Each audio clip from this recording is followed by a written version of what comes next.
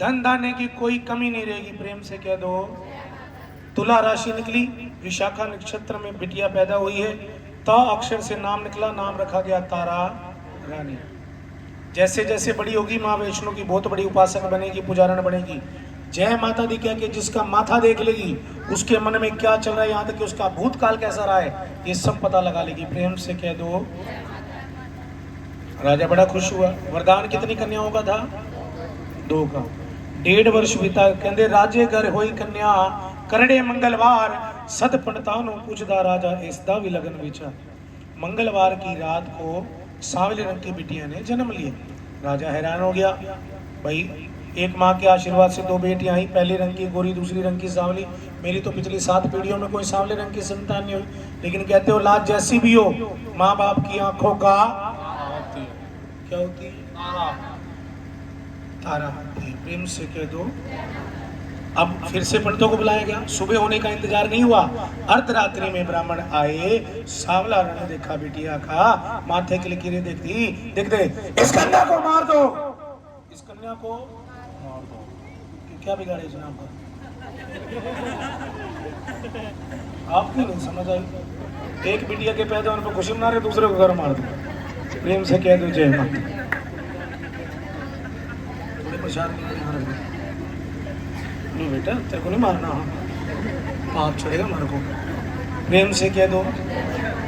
जीवन में याद रखिएगा, जो बेटियों का निरादर करते हैं, धर्म पत्नी का निरादर करते हैं, बहन का निरादर करते हैं, माँ का निरादर करते हैं, स्त्री का अपमान करते हैं, उनके घर में कभी लक्ष्मी का वास। भाई भाई माइक ले लो, ले लो, मैं ऐसे बोल लूँगा। अगर बातें करनी मैं भी चलता हूँ अंदर बैठ के आराम से बातें करते, मुझे 10-15 मिनट दे, उसके बाद आप जो कहोगे मैं वैसे बात कर लूँगा। ठीक है भाई? प्रेम से क्या तो जय माता। लेकिन मेरी बात का बुरा तो नहीं मानना कि बाहर पकड़ ले मना। हाँ, प्रेम से कह दो जय माता। बोलो साचे दरबार की। कथा कहाँ है? मारना नहीं। हाँ, प्रेम से कह दो। जो बेटियों का अपमान करते हैं उनके घर में लक्ष्मी वास नहीं करती। एक बार दोनों हाथ ऊपर उठाए जो बेटियां मारते हैं।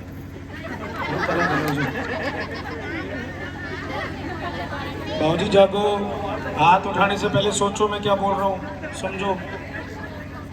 प्रेम से कह दो जय माता दी। बोलो साचे दरबार की। शेरावाली मैया तेरी सदा है। राजा जी इस कन्या को मार दो। आप कौन होते हो कहने वाले? मैं अपनी इकलौती बिटिया जो पहले जन्म ले चुकी है उसके बारे में तो अच्छा अच्छा बोल रहे हो, और आप होते कौन है कहने वाले मैं अपनी इस दूसरी बिटिया को मार दूं? अरे रंग ही तो सांवला है। प्रभु इसका रंग सांवला नहीं, इसके कर्म भी सांवले हैं। इस जन्म में हम जो भी पाते हैं, जो भी हमें मिलता है, वो हमारे पूर्व किए गए कर्मों का परिणाम होता है। पिछले जन्मों में तुम्हारी बड़ी लड़की ने अच्छे कर्म किए हैं और इसने इतने अच्छे कर्म नहीं किए। अरे जो बातों में ना उलझाओ, सही सही मार्ग दिखलाओ। क्या कहना चाहते हो जरा खुलकर बतलाओ। तुम्हारी बड़ी लड़की जिसका नाम क्या रखा गया है? मिलके बोलो क्या रखा?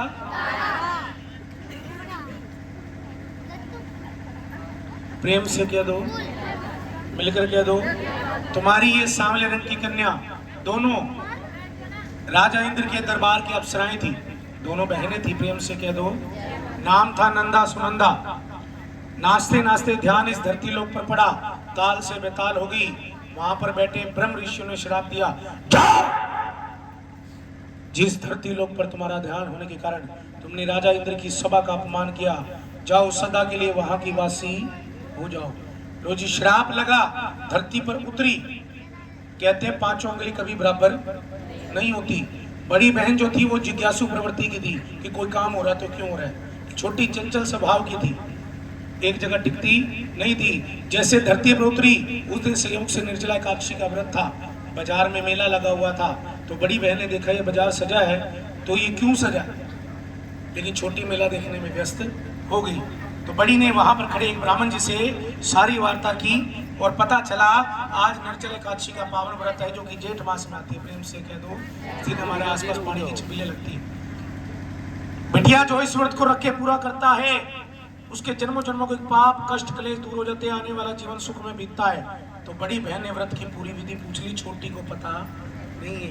बड़ी बहन ने किसी तरह छोटी बहन को ढूंढा, अपने गले से सोने का हार निकाला, क्योंकि जिस समय की कथा उस समय मुद्रा में सोना चलता था। प्रेम से कह दो, वो सोने का हार निकाला, कहा इसको लेकर बाजार में चली जा और इसके बदले में कुछ ऐसी वस्तु लिया जिसे खा के हम अपना व्रत खोल सके, कुछ फल लिया। बोलो साचे दरबार की प्यारी बहना तू जा, जाके फल लेके आ, जा नी जा तेनु मादा वास्ता, जा नी जा तेनु मादा वास्ता। पूरी लाइन में मन में तो पूरी लाइन चल रही है, जा मोटे जा तेरे को माँ का वास्ता, पीछा छोड़ हमारा। प्रेम से कह तुझे माता दी कि जा नहीं जा तुझे माँ का वास्ता, माँ का वास्ता दे दिया। अब छोटी बहन बाजार में गई, अब सोच रही है बाजार सजा हुआ देखते चलूं, मन भटक गया, कभी एक दुकान पर जा रही है, कभी दूसरी दुकान पर जा रही है, और भटकते भटकते सुबह से हो गई शाम। अब इंसानों और देवताओं में एक फर्क, हम अर्पण जरूर करते हैं लेकिन उनको भूख लगती नहीं है। हमारे को पेट लगा है, पेट के अंदर तृष्णा लगाइए, भूख लगाइए। अगर ये पेट ना हो, ये भूख ना हो, तो शायद पाप ना हो। सारे पाप इसी की वजह से होते हैं, इसलिए इसको पापी पेट कहा जाता है। प्रेम से कह दो, मिलकर कह दो। अब इस पेट में अचानक दर्द उठना शुरू हो गया। ऐसा पहली बार हुआ था। एक व्यक्ति से पूछा कि अचानक मेरे पेट में दर्द हो रहा है, भ्राता जी ये क्यों हो रहा है? ये पागल होगी, तेरे को ये नहीं पता पेट में दर्द नहीं हो रहा पगली, इसको कहते हैं भूख लगी है, कुछ खा ले, ये दर्द जो हो रहा है वो कम हो जाएगा। अब ऐसा लग रहा है कि कुछ मिले और उसे अपने मुंह में डालो। बोलो साचे दरबार की।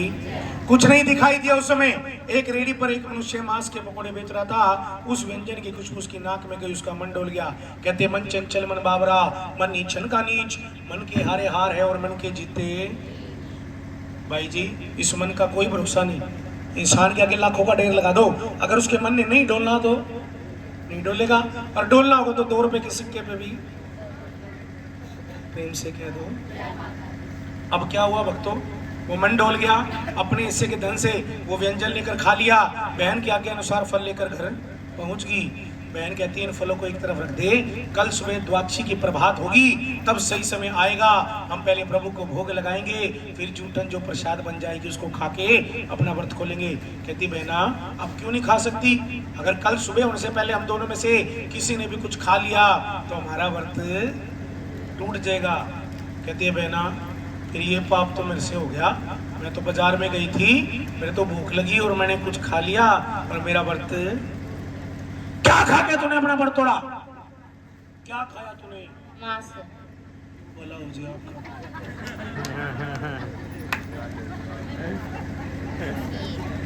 ये बेबे ये चीजें खानी छोड़ दे, बेबे हाथ जोड़ो तेरे पैर पकड़ो, ये चीजें ना खाएगा। क्यों किसी ने मार के खाया? मैं पूछ रहा के खाया तो प्रेम से क्या तुझे माता। बोलो साचे दरबार की। क्या खाया तूने? कि बहना मैं बाजार में गई थी और गलती से मैंने मांस का सेवन कर लिया। मांस का नाम सुनते बड़ी बहन को क्रोध आ गया। जैसे तूने कर्म किए वैसे फल तू पाएगी, तेरी करनी मेरी बहन आगे तेरे आएगी, अगले जन्म में मेरी बहन चिपकली तू। जब तक किसी भगत की जान तू नहीं बचाएगी, तेरी इस योनि से मुक्ति नहीं हो पाएगी। तेरी जान जाने से अगर किसी भगत की जान बच जाएगी तो पुनः तू मनुष्य का चोला पाएगी और उसमें तेरी मेरी मुलाकात हो जाएगी। उसमें भी तू और मैं एक ही माँ की कोख से जन्म लेंगे। प्रेम से कह दो, तब भी मैं तेरी बड़ी बहन होंगी। बोलो साचे दरबार की। लो जी अब बड़ी बहन ने सीधा अगला जन्म लिया, लेकिन अब हम बात करेंगे किसकी? छोटी बहन की। उसको किस चीज का श्राप मिला? मिल गया। बोलो क्या बनने का श्राप मिला? लो जी छिपकली का जन्म हुआ कहाँ? मैं ऋषि भोज के आश्रम में, एक पीपल के पेड़ पर अपने जन्म के दिन से अपनी मुक्ति का इंतजार कर रही है। उस आश्रम में दुर्वासा ऋषि जी रहा करते थे। स्वभाव के बड़े क्रोधी थे, बड़े मायावी थे, इच्छाधारी थे, अपने पुरुष शरीर को किसी भी रंग रूप आकार में बदल सकते थे। लेकिन कहते हर अच्छे इंसान में कोई ना कोई कमी होती है, नहीं तो आत्मा परमात्मा ना हो जाए। एक विकार था उनमें कि छोटी छोटी बातों पर गुस्सा। प्रेम से कह दो अब उन्होंने क्या किया, दूसरे शिष्यों से दूरी बना के रखते थे। दुर्वासा ऋषि जी रोज का नियम स्नान करने के लिए आश्रम के समीप बहती नदी के किनारे पर पहुंचे। नदी किनारे अपना चिमटा गाड़ा, जो धुएं में रमाया करते थे, अपना कमंडल रखा जिसमें जल था, अपने वस्त्र उतारे और खुद नदी के भीतर प्रवेश कर लिया स्नान करने के लिए। संयोग की बात, एक गाय माता को बड़ी जोरों की प्यास लगी, जिन्होंने अपने कदम बढ़ाए। कहा भक्तों, उस नदी के, गाय माता को प्यास लगी जिन्होंने अपने कदम बढ़ाए उस नदी की तरफ। नदी के किनारे पर जो उनको लोटा दिखाई दिया उसमें जल था। बड़ी जोरों की प्यास लगी थी तो इतनी विशालकाय नदी को छोड़कर गाय माता ने अपना मुंह उस कमंडल में डाल दिया। ये कमंडल किसका था? आवाज नहीं आ रही मुझे, चश्मा लगा, थोड़ा ऊंचा सुनते, जोर से बोलो। कमंडल किसका था? वो देखो कह रही मेरा थोड़ी था मोटे, तेरा थोड़ी ना, क्या बोल ले। वो कह रही हलवे छोले दे दे, मैं तो घर चली। प्रेम से कह दो जय माता दी, बोलो साचे दरबार की। ये कमंडल था दुर्वासा ऋषि का। दुर्वासा ऋषि जी ने देखा गाय ने इतनी बड़ी नदी के होते हुए मेरा कमंडल जूठा कर दिया। उनको आ गया गुस्सा, और जब जब मनुष्य को क्रोध आता है उसका मस्तिष्क जो होता है उसका नियंत्रण पूरे शरीर पर से हट जाता है। पांचों ज्ञानेंद्रियां अपने आप चलने लगती हैं। ये हाथ पांव अपने आप चले, बाहर निकले। क्रोध के अधीन कुछ समझ नहीं आया, हाथ में चिमटा आया, उसे उठाया, अपना कमंडल बचाने के प्रयास हेतु प्रहार करने शुरू कर दिए गाय माता पर, जिसका परिणाम ये हुआ भक्तों, गाय माता जी लहूलुहान होकर धरती पर निढाल होकर गिर गई। वहीं पर उनकी मृत्यु और उन्होंने अपने प्राण गंवा दिए। गौ हत्या बहुत बड़ा पाप हो गया। जब गुरुवर को इस बात का पता चला तो उन्होंने अपने शिष्य को कहा, निकल जा मेरी नजरों से, निकल जा मेरी नजरों से। बेटा कथा पूरी करके जाऊं या यूं ही छोड़ दूं?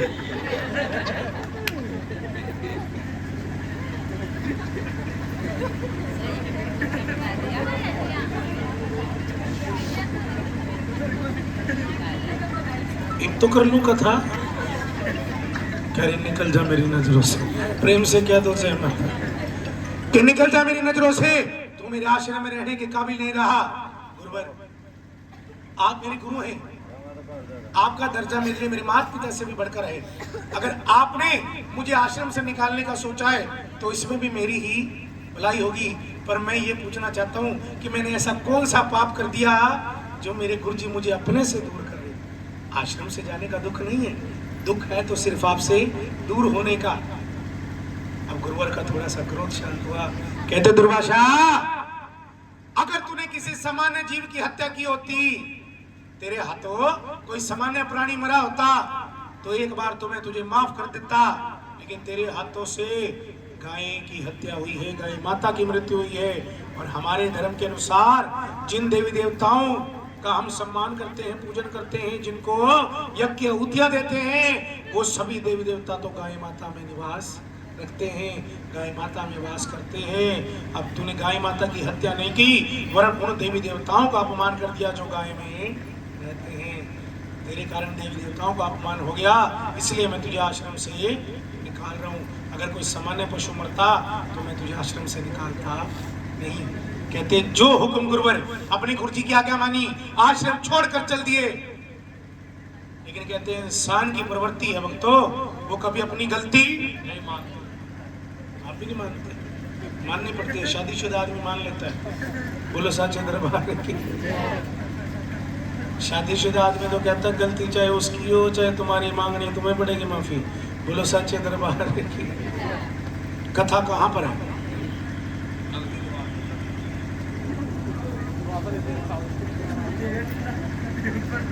कह रहा मोटे, मैंने तुझे पैसे दिए, मेरे को मठोगी हो। प्रेम से कह दो जय माता दी। दुर्वासा ऋषि जी अपनी गलती नहीं मान रहे। कहते जब इंसान की खुद की गलती होती है वकील बनकर बहस करता है, जब दूसरे की गलती दिखती है जज बनकर फैसला सुनाता है। अपनी गलती तो नहीं मान रहे ना। गुरुवर की बात तो कुछ आना जा रहा है। गुरुजी ने कहा था अगर तेरे हाथों किसी सामान्य पशु की या सामान्य जीव की हत्या होती तो मैं तुझे आश्रम से नहीं निकालता। मतलब मुझे आश्रम से इसलिए नहीं निकाला गया कि मेरे हाथों हत्या हुई, मुझे तो इसलिए निकाला गया क्योंकि गाय के अंदर कौन रहते हैं। इसका मतलब सारा कसूर किसका है? मेरे को आश्रम से निकलवाने में किसका हाथ है? देवी देवताओं का अब मैं बदला लूंगा। अब मैं किससे? अब मैं बदला लूंगा और समय आने पर देवी देवताओं को जान से मारना नहीं। प्रेम से कह दो जय माता दी। समय आने पर देवी देवताओं को जान से मार दूंगा। मन में ये प्रण कर लिया। भक्तजनों, 5 उंगलियां बता रहा हूं मैं, बराबर नहीं होती। विचार कर लिया मैं समय आने पे बदला लूंगा। अब ये समय का चक्कर है, घूमता है। प्रेम से कह दो उनके गुरुवर ने उन्हें ये मौका दिया। क्यों? उनके गुरुवर ने देवी देवताओं से माफी मांगने के बदले में कि मेरे शिष्य से गलती होगी, मेरे आश्रम के दूसरे चेलों को कलंक ना लग दे, इसलिए उन्होंने क्या किया, अपने आश्रम में एक यज्ञ रचाया राजसूय नाम का। और उस यज्ञ में सभी देवी देवताओं को बुलाया, सभी ऋषि मुनियों को बुलाया गया, वर्ण दुर्वासा को छोड़कर। अब दुर्वासा ऋषि को नहीं बुलाया तो उनके कारण तो ये सब करना पड़ा था। अब दुर्वासा ऋषि जी के कानों में ये बात किसी तीसरे व्यक्ति के माध्यम से गई। भाजी, 2 दोस्त होते हैं ना, या 2 अपने होते हैं, अब कोई बात उसकी पता चलती है तीसरे बंदे से, दुख ज्यादा होता है कि भाई तूने सीधा सीधा बोल दिया होता कि दूसरे से सुनने को मिलती है। और दूसरा जब 2 की 4 लगाता है तो जितना मर्जी बड़ा भरोसा हो, एक बार तो गांठ पड़ती है बस। प्रेम से कह दो अब कान भर दिए गए। कान के कच्चे थे, क्या कान भर दिए? दुर्वासा जी, आपने तो अपने गुरु जी का मान रखा, उन्होंने एक बार कहा आश्रम से निकल जाओ, आपने तो ये भी नहीं बोला गलती आपकी नहीं थी, कसूर तो गाय का था जिसने शुरुआत करी। आपने तो एक बार भी बहस नहीं करी, चुपचाप गलती मान के निकल गए। अरे जब गलती की, चाहे अनजाने में की, उसकी सजा भी भुगत ली, उसके बाद भी कोई इज्जत नहीं है। अरे एक गलती दिखी जिसकी सजा भी दे दी, अपने से दूर भी कर दिया। अरे उससे पहले तो आपने अपने बचपन से लेकर जवानी तक अपने गुरु जी की सेवा की थी। अरे इसके बदले में कम से कम एक बार तो घर में बुलाते हैं। पूरा संसार बुलाया, आपको तो पूछा भी नहीं, कुर्बे से वार कर दिया भाई। अब आ गया गुस्सा, कोई बात नहीं, नहीं बुलाया तो क्या हुआ, है मेरे बाप का घर, मेरे गुरु का घर, जाऊंगा जरूर। किस रूप में जाऊंगा, किसी ने मेरा भी नहीं पटने का। अपनी माया से अपना रूप बदला। अब ताड़ी बजा के कह दो, आया देखो पंछी का रूप धरे आया,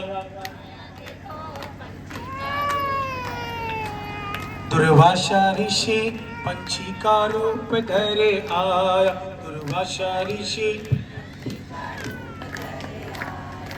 उस पंछी ने दगा कमाया, उस पंछी ने मरा सांप उठा कर लाया। कहते उस पंछी ने दगा कमाया, मोया सबको चुक ले आया, पीपल ते आसन लाया। उस पंछी ने दगा कमाया, मरा सांप उठा कर लाया, उस पीपल पर आसन लगाया।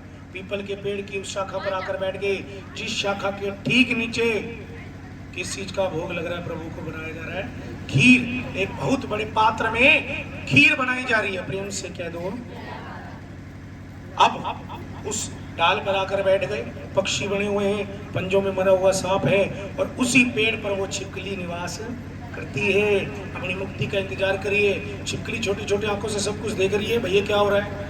अचानक एक घोषणा हुई, यज्ञ की अंतिम आहुति डाली जा रही है, भाई जिसने डालनी हो जल्द से जल्द आ जाओ।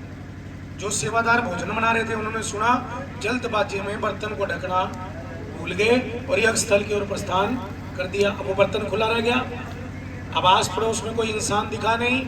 दुर्वासा ऋषि जी जो कि बनकर बैठे हैं वहां, सांप बनकर बैठे, वो कह रहे छिपकली। प्रेम से कहते वो देखो कह रही जानवर बन के बैठे, इसका कुछ नहीं भरोसा, थोड़ी देर में हाथी गया देखिए मेरे को देखे। प्रेम से क्या दो जय माता दी। वो बनकर बैठे हैं एक पक्षी, गिद्ध, चील, और अपने पंजों में मरा हुआ सर्प लिया हुआ है। वो छोटी सी छिपकली है, सब देख रही है कि उन्होंने अपने पंजे खोले, वो भारी सांप छूटा पंजों से, नीचे गिरा किसमें, खीर के बर्तन में। बोलो सच्चे दरबार की। खीर में डूब गया, नीचे धरती में बैठ गया। अब वो खीर जहर हो गई। ये सिर्फ 2 प्राणियों को पता है। पहला दुर्वासा ऋषि जी जिन्होंने ये काम खुद किया, वो तोड़कर चले गए, भाई मैंने अपना काम कर दिया, जो खाएगा वो। प्रेम से कह दो मेरे अपमान का बदला पूरा। दूसरा वो 2 छोटी छोटी आंखें, वो छिपकली ये सब देख रही है, उधर भक्तों के मन में विचार चल रहे हैं जो यज्ञ की अंतिमूति डाल के आए हैं। अरे बस 5-7 मिनट की और बात है, इतना ताम झाम आज हमने करा, हमें करने की जरूरत नहीं थी अगर दुर्वासा गाय को ना मारता। चलो कोई बात नहीं, देवी देवता नाराज है, 5-7 मिनट के बाद अब जा तो रही है, खीर बन गई होगी, उसका भोग प्रभु को लगाएंगे, प्रभु खुश हो जाएंगे, आश्रम से कलंक हट जाएगा। उधर छिपकली के मन में क्या चल रहा है?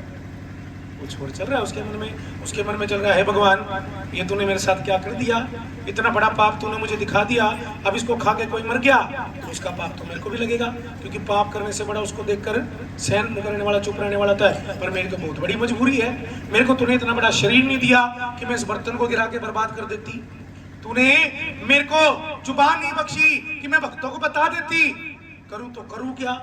लेकिन एक बात याद आ गई कि मुझ में भी जहर है, मुझ में भी जहर, मुझ में भी जहर, मुझ में भी जहर है, अरे मेरे में जहर है।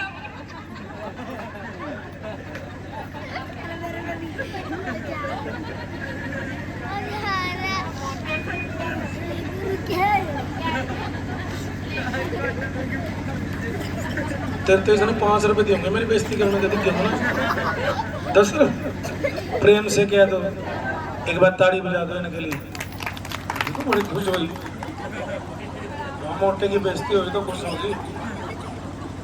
मैंने ताड़ियां इसलिए बजवाई हैं क्योंकि बीच सभा में इन्होंने सच बोलने की हिम्मत की। मैं मानता हूं कि मेरे में जहर है, उदाहरण देके समझा सकता हूं। सांप के फन में, बिच्छू के डंक में, इंसान की नियत में कब और कितना जहर भरा हो, प्रथम दृष्टि में देखकर आप अंदाजा नहीं लगा सकते। प्रेम से कह दो, बोलो साचे दरबार की। सांप डसे, बिच्छू काटे, जब तक पूरे शरीर की नसों में, खून में जहर नहीं मिलता आप इंसान को बचा सकते हो। 3 घंटे का समय होता है। बाबूजी इंसान बड़ा जहरीला होता है। पीछे अखबार में खबर आई थी, 4 दोस्तों ने अपने बचपन के एक दोस्त को खरगोदा के पास बुला के मार के खेतों में फेंक दिया। उस लड़के का कसूर ये था कि जब वो 8वीं क्लास में थे तो टीचर के सामने उसने उन चारों को, मॉनिटर था वो लड़का, चारों को डंडे मारे थे। कॉलेज बीत गया, उसके बाद अकेले में ले जाके उसको मारा, सिर्फ 8वीं क्लास की बात थी। इसलिए कहते हैं अपने बच्चों को मोबाइल ना देके संस्कार देने सीखो। जो बीज बोओगे वही मिलेगा, और इंसान का कुछ नहीं पता जी, अपना मतलब निकालना तो 50 साल बाद भी निकाल लेगा। और इंसान है भाजी, जितना बड़ा आपका स्वार्थ है उतना बड़ा रिश्ता है आपका। जिस दिन स्वार्थ खत्म, उदाहरण देके समझाता हूँ, घर में 2 लड़के हैं, कहीं ना कहीं किसी न किसी के घर में हुआ होगा ये बात। घर में 2 लड़के हैं, एक कमा रहा है, दूसरा नहीं कमा रहा। छोटे को निकम्मा क्या क्या क्या बदनाम करते हैं खुद के घर वाले, दूसरा तो बाद में कहेगा। समय उल्टा आ गया, छोटा कमाने लग गया, बड़ा का कामकाज नहीं चल रहा। अब जो ताने छोटे को मिलते थे वो जन्म देने वाले तक भी एक बार नकारा कह देते हैं जी। तो जीवन में याद रखिएगा, आप आए थे अकेले, लेकिन जिन्होंने कर्ज दिया है ना वो कर्ज जरूर उतारो। जिन्होंने जन्म दिया है उस माँ बाप की सेवा जरूर करो। जो गोती हैं तुम्हारे सास ससुर, वो तुम्हारे माँ बाप हैं, उसकी सेवा जरूर करो। जिसने सास ससुर की सेवा नहीं की, जिसने माँ बाप की सेवा नहीं की, जिसने पति की सेवा नहीं की, पति ने पत्नी का साथ नहीं दिया, वो आज भी नर्क में है, कल भी नर्क में, और यहीं सड़ेगा। उसके लिए अलग से कोई कड़ा हथियार नहीं पकौड़े तलने के लिए। कोई सोच रहे वहाँ नर्क में जाओगे पकौड़े तलेंगे, यही पकौड़े तले जाओ उसके। प्रेम से कह दो जय माता दी। एक बार दोनों हाथ ऊपर उठाओ जो बड़ों की सेवा नहीं करते। कौन रह गया दादी चलते बड़ा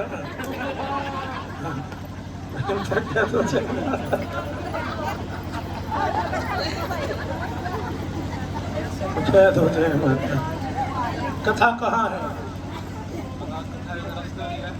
उन लोग कह रहा कथा रास्ते में है। गोलू भाई की गली में जगराता था, कथा कर रहा है। मको भाई मैंने कथा कहाँ छोड़ी? कह रहा मोटे तड़पी से लिया, जड़े छोड़ी तो पकड़ ले। प्रेम था कह दो जय माता। ओ चिपकी मरगी चिपकी, बोलो साचे दरबार। छिपकली हमारे पे। छिपकली ने मन में विचार किया कि मुझ में भी जहर है। उठाइए दोनों हाथ बिल्कुल सीधे जिनमें जहर है। चलो कोई थोड़ा थोड़ा जगह दे। जो नहीं ठहरा उनमें ज्यादा है। बोलो साचे दरबार की। अब भक्तजनों, छिपकली ने क्या किया? उधर भक्तों के मन में विचार चल रहे हैं ना कि अभी हम प्रसाद लेंगे, भोग लगाएंगे, सब ठीक हो जाएगा।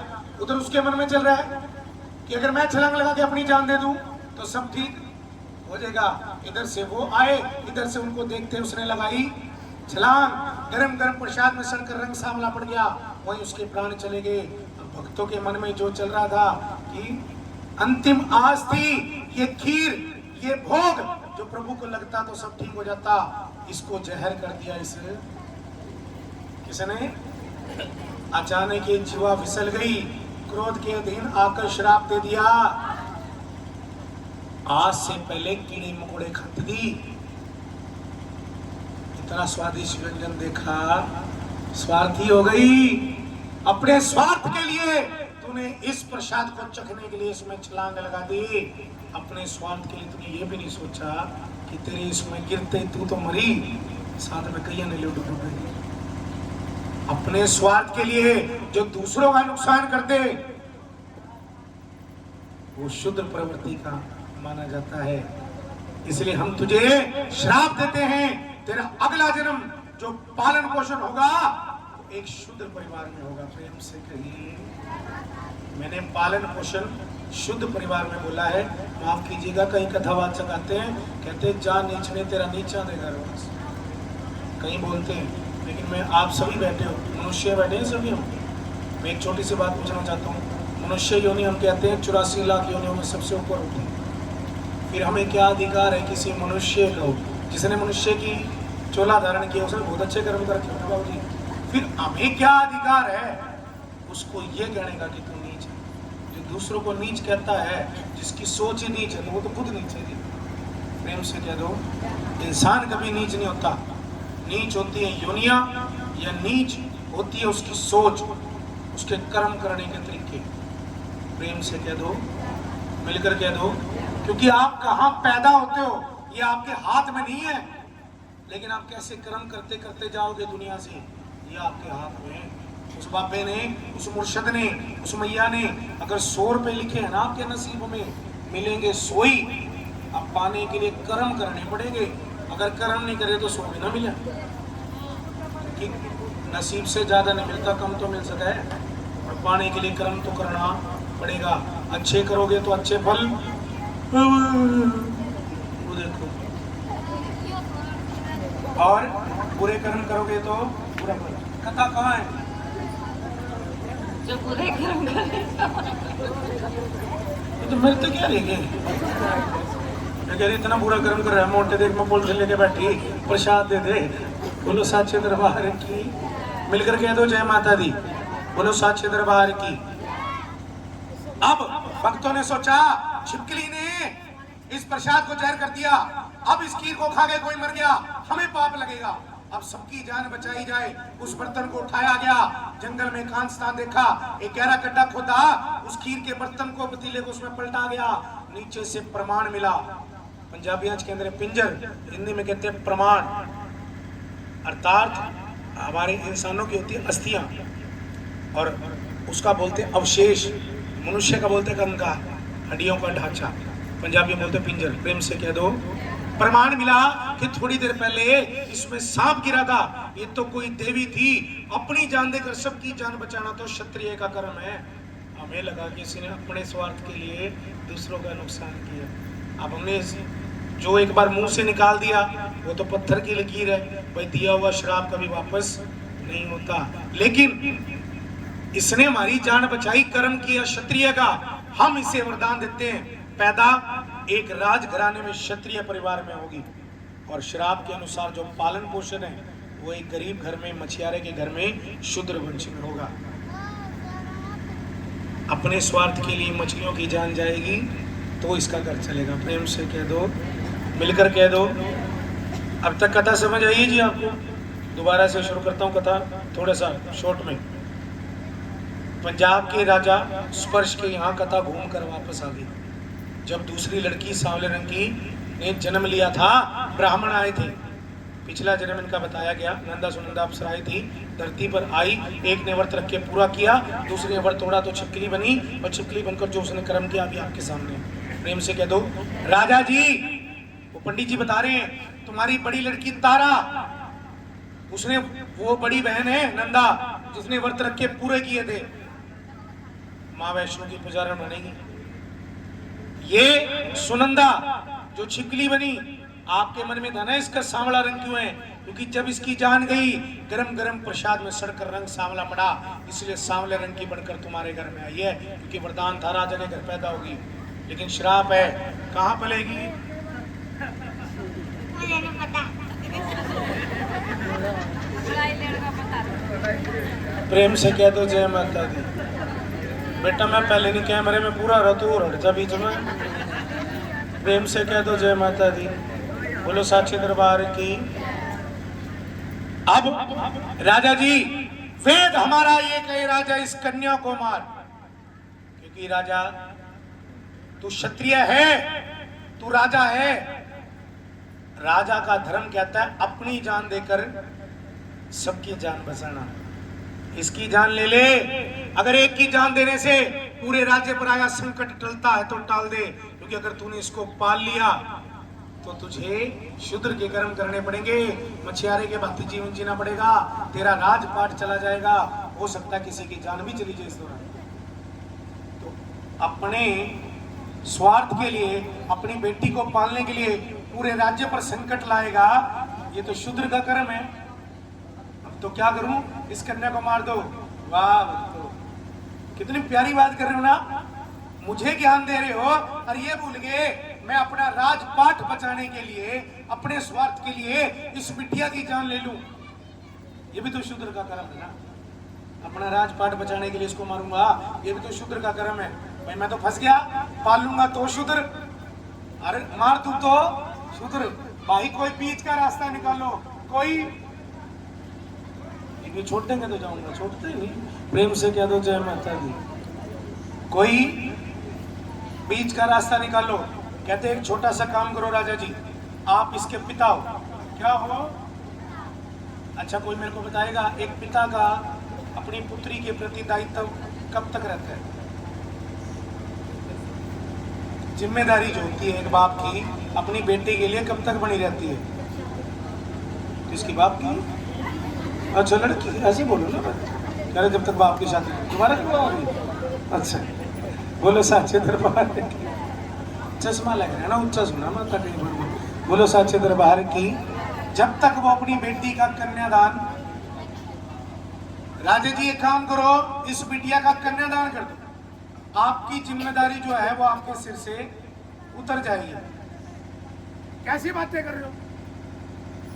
एक रात की बेटी, किसके साथ इसका विवाह कर दूं? एक रात का दूल्हा कहां से लाऊंगा? राजा जी पूरी बात सुनिए, शास्त्रों में बड़े तरीके बताए गए, उपाय बताए गए। जब ये बड़ी होती क्या करते?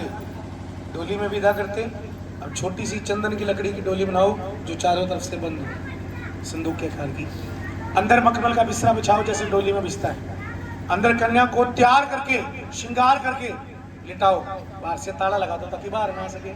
जितना खर्चा इसकी शादी में करना था उसका अंदाजा लगाओ, हीरे मोती सोना चांदी जेवरा जो आपको अच्छा लगे शगन बनाकर उस संदूक के चारों तरफ और ऊपर लगवा दो। सुबह सुबह तारों की छांव में डोली विदा होती है, सुबह सुबह तारों की छांव में इसका कन्यादान कर दो। अरे करूं किसके साथ? अरे जब ये बड़ी होती किसके साथ करते? एक मनुष्य की देह के साथ करता, एक राजकुमार या राजा के साथ इसका विवाह करता। तो जो मनुष्य का शरीर है वो 5 तत्वों से मिलकर बनता है। जिसको पता है कि वो 5 तत्व कौन कौन से हैं जिससे मनुष्य का शरीर बना है, एक बार हाथ खड़ा करके बताओ। जल, वायु, धरती, आकाश और अग्नि। हम लड़ लो पहले, एक बार ताड़ी बजा दो भाई खातर। जवाब तो दिया लेकिन थोड़ा सोचना तो पड़ा है ना। तो आपको मैं एक छोटा सा जवाब देता हूँ। एक शब्द है भगवान, क्या है? किसने सुना ये शब्द आज से पहले? जवाब तो दे ही नहीं रहे। किसने सुना शब्द ये भगवान? सबने सुना लगभग। अब सुनिए, भगवान शब्द क्या है? भा से भूमि, ग से गगन, व से वायु, आ से अग्नि, न से नीर। 5 तत्वों से बनता मनुष्य का ये शरीर की कोई कीमत नहीं, इसलिए परमात्मा उसका दूसरा नाम है। उसमें से उसने अपना एक अंश लिया, परम आत्मा, एक आत्मा ली, उस भगवान के अंदर डाली, तो जो पुतला जीवित हुआ वो बना मनुष्य का शरीर, सजीव शरीर। लेकिन मनुष्य का शरीर बनता 5 तत्वों से। अब सुबह सुबह 5 तत्वों में से किसी एक तत्व के साथ इसका कन्यादान कर दो। अब लकड़ी का संदूक है, उसमें बंद है, अब भूमि में दफनाएगा तो मर जाएगी। गगन मतलब आकाश और वायु हवा, इसमें तो रुक ही नहीं सकती। अग्नि में जलाएगा तो लकड़ी में जल के मर जाएगी। बचा को न से नीर, जल, पानी। इसलिए उसने क्या किया, वेद मंत्रों के उच्चारण के साथ जल देवता के साथ कन्यादान कर दिया और पानी में। बोलो साचे दरबार की, शेरावाली मैया की, जोतावाली मैया की। अब संदूक